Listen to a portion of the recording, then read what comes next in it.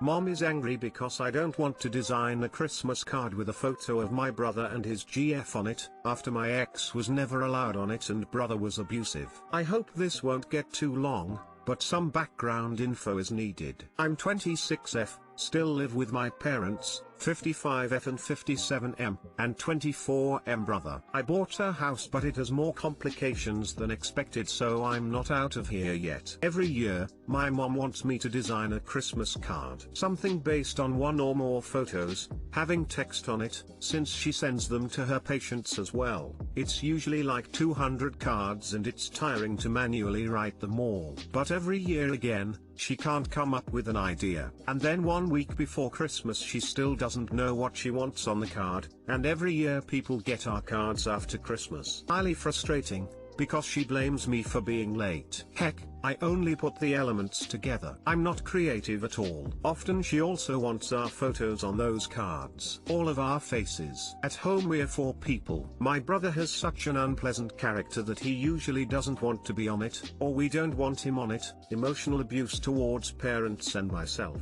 The last milestone was him slamming me against a wall and throwing my dad on the ground this year in September, because I dared to point out to him that his character looks a lot like Trump's. The way he speaks to and manipulates my mother. I still didn't get an apology for that. My dad got a half one like, yeah, I'm sorry, but you asked for it. Real fun. It's lockdown, mandatory work at home, so I feel stressed the whole time trying to avoid my brother as much as I can. In January of 2020 I dumped my ex of 4 years. My parents never liked him, and they didn't mind showing that to me. They never met his parents, they never spoke of him. When I mentioned him they acted like they didn't hear me. Stuff like that. On the Christmas cards, even if there would be no photo, they never even let me write his name on the card either. Because if we start mentioning partners then these cards get too small. I'm sorry, there's only 2 kids, so maximum 2 partners to add. But indeed, I never mentioned him. Other family members do that,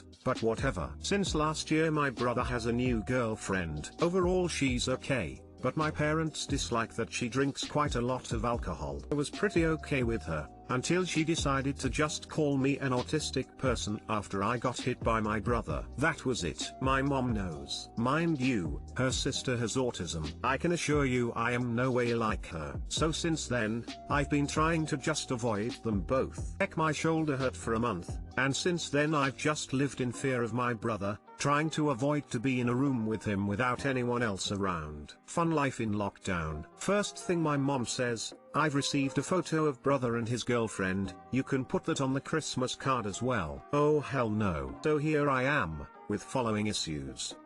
The yearly struggle of not getting clear instructions on the Christmas card, and my computer broke.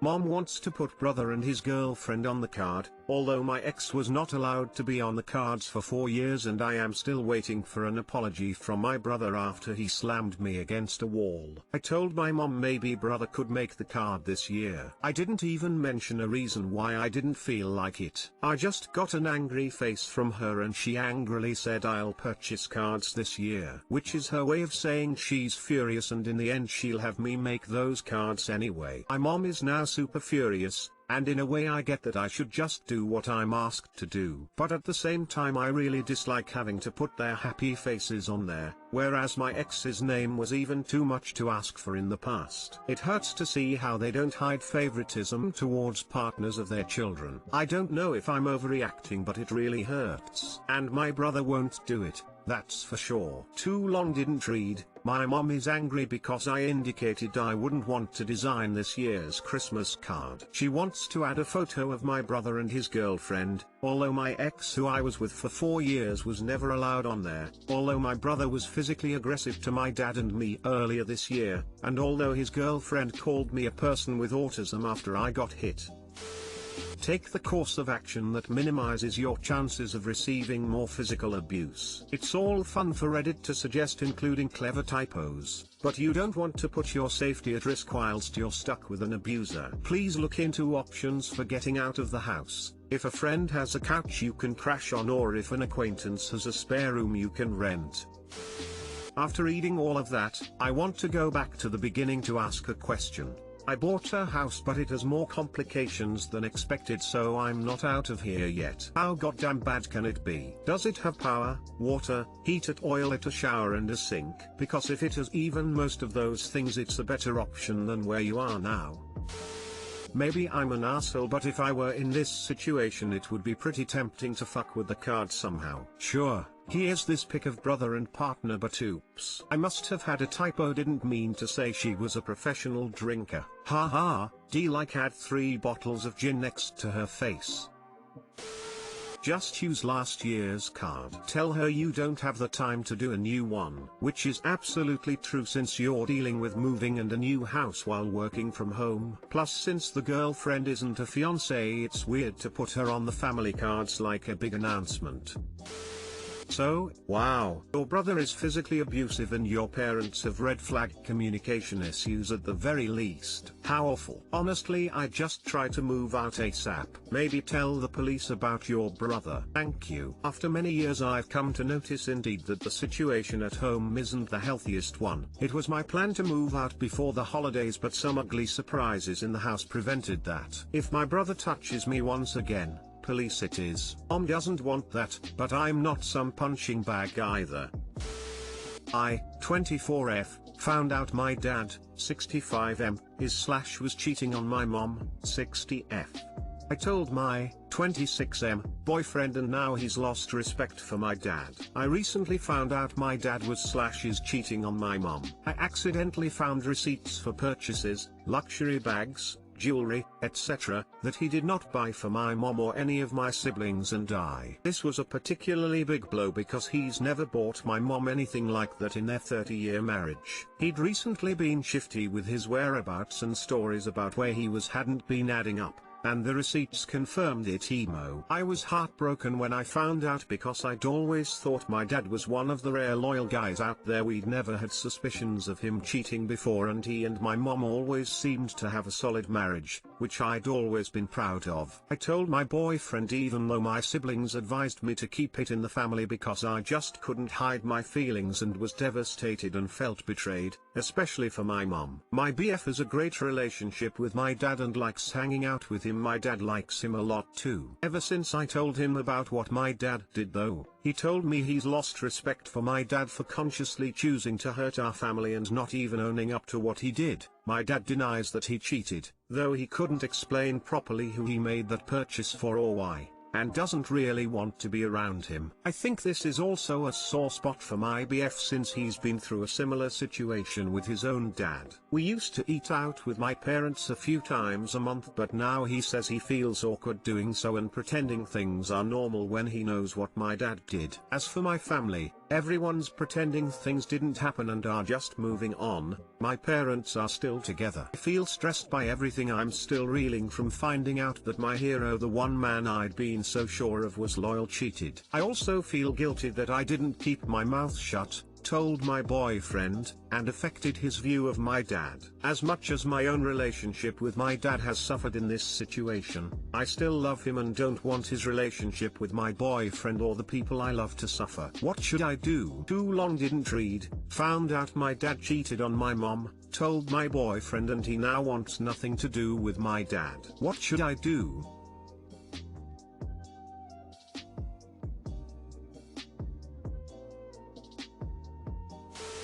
Nothing. Your father has to deal with the consequences of his actions. You can't protect him from that. Your boyfriend's opinion of him changed based on his behavior, which is normal. I would say that this is a credit to your partner, if anything.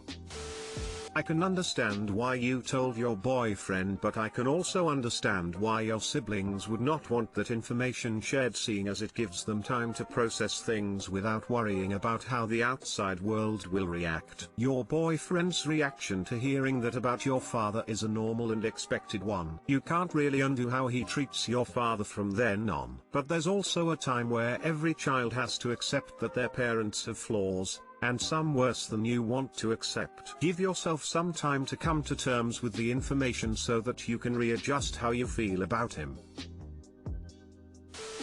Would you rather he felt indifferent? His reaction is perfectly normal, as is you telling him. Or family's reaction to is at best unhealthy. Really, it would be worse if your boyfriend thought your dad cheating was not a big deal. What did you expect? That he'd reach out to your dad and give him a high five? You've been with your boyfriend for some time now, he's obviously going to bond with your parents, and obviously, if his moral code is that cheating is wrong, he's going to change his view of your father.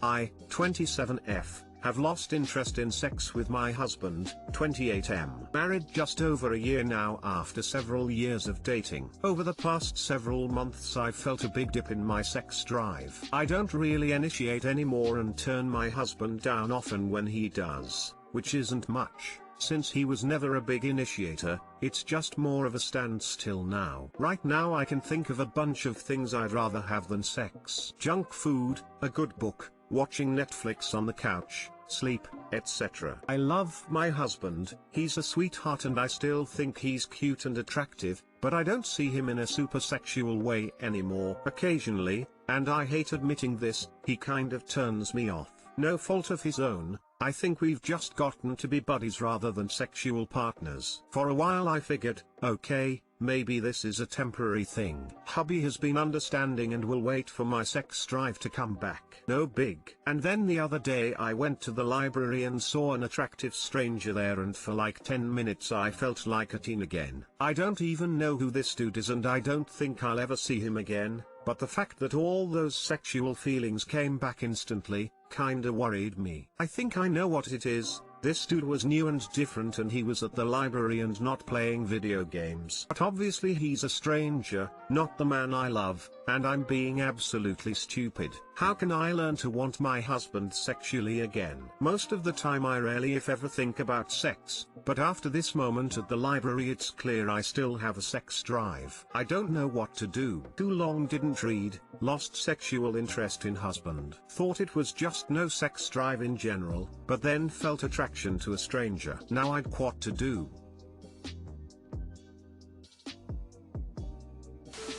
You gotta cultivate eroticism. The first thing to do is to sit down and have a conversation about prioritizing your sex life. Make a list of things to do together, like, dress up in your sexiest clothes together, have a candlelight dinner, exchange sensual massage, dedicate an hour to cuddling, tell each other 5 features you find the sexiest on each other. Turn off your phone notifications and really take time to explore each other's body. Doing this trains your brain to associate your partner with sexy feelings. Totally agree with all of this. It's a practice like anything else. Code words or actions help if you're anxious or shy too, like one of you could leave half a heart on the mirror in the bathroom when you're feeling up for it and it's just a no pressure open invitation that the other can choose to add the other half of not, thereby opening the mood for flirtation etc.